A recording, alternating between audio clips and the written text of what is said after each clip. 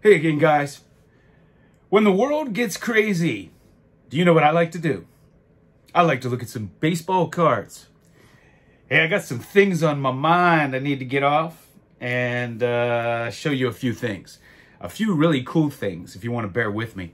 Although some of you might not make it to that part, or you could fast forward. But I'm wearing my hat on sideways because I just wanna pay homage to how goofy baseball has become with all these stupid new rules. So they can't agree to play, but they can agree to ban the shift. And I guess the shot clock might be next. It's an interesting topic. Not as many kids are playing baseball now. And some of these new rules, they're probably going to lose a lot of older baseball fans, I would think. Because I know I've made the decision that 2022 is the last year I'm buying new cards. My collection will stop at 2022. So, how will that affect the hobby moving forward? If, in sports these days, it just seems like all they care about are home runs, bomb pass touchdowns, and three-point plays. So how will it affect? Let's say that a lot of people get disheartened with baseball and they make even more rule changes. And they stop, they lose a lot of their viewers, a lot of their fans. What will that do to the historical perspective of the game and the artifacts of the game? Cards and the history. The new rules in football have already ruined the history of football, right? Like none of these old players will ever compare. And I feel like that hurts the vintage card market for football cards. I really do. But it'll be interesting to see. I think that's a good topic, maybe to go live and talk about. But I know, I'm already running out of space. I have tons of cards. I really don't need to continue buying these new cards. And so today, gas prices hit an all-time high, and the NASDAQ officially entered technical bear market territory. And we still have these flippers. Rick from Vintage Oddball Cards and I were watching an obscure felt, a UNC felt, on eBay, and we were trying to figure out what it was because we wanted it, but we weren't sure what it was. And so Rick did discover what it was, and we watched it sell.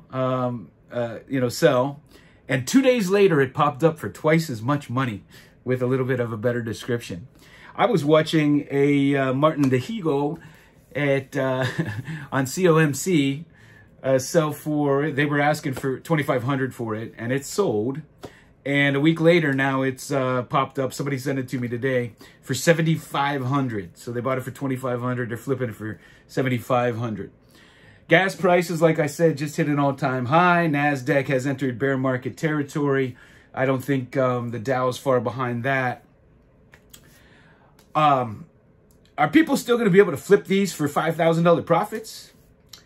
I don't know. I think you should be careful. I think this is a time we may want to be careful with all the craziness that's going on in the world.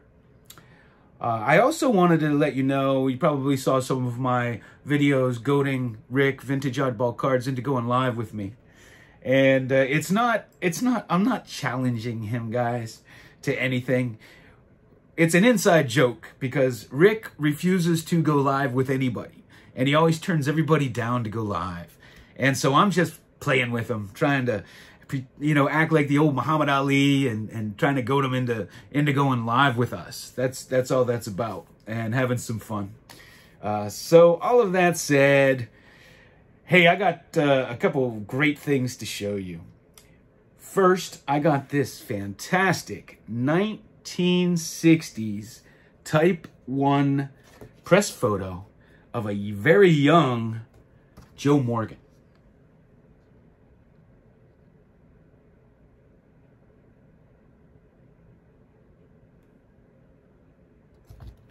How great is that? I guess PSA used to use these. I guess. First time I actually seeing one of these, but I don't really collect photos very much. I have a few. Rick, that's one of the things I thought we could do live. Rick from Vintage Oddball Cards has an amazing original photograph collection. And he has a lot of the photos that were used to make the cards. And I thought it would be really cool to go on and show the card, and then he could show the photo of that card. So you need to help me get him to go live so we can have some fun. I got a hold of this. I had never seen one before. I was a little tiny kid when these came out, so I'd never seen one before. But this is the box for the 1970 Milton Bradley cards, and it has, a lot of you will remember this, that little, I forget what they call it, where it was a label maker. It was a label maker.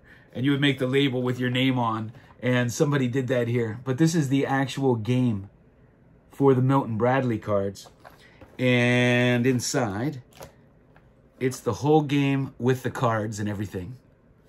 So it's the whole complete set of those cards. And man, for my museum, I am so excited to get this. Fantastic piece. Never seen one, never had one.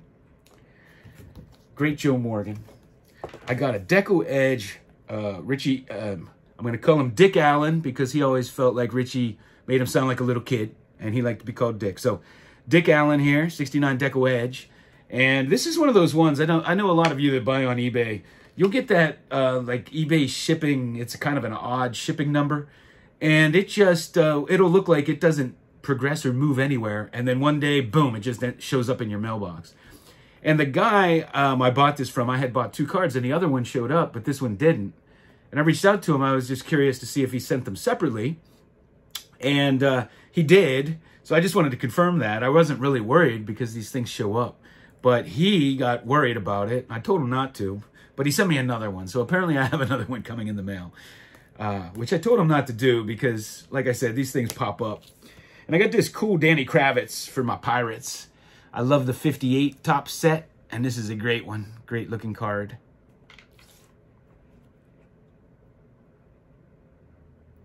And I got this Ferrudo. And I guess people consider him to be the greatest catcher in Japanese baseball history, from my understanding.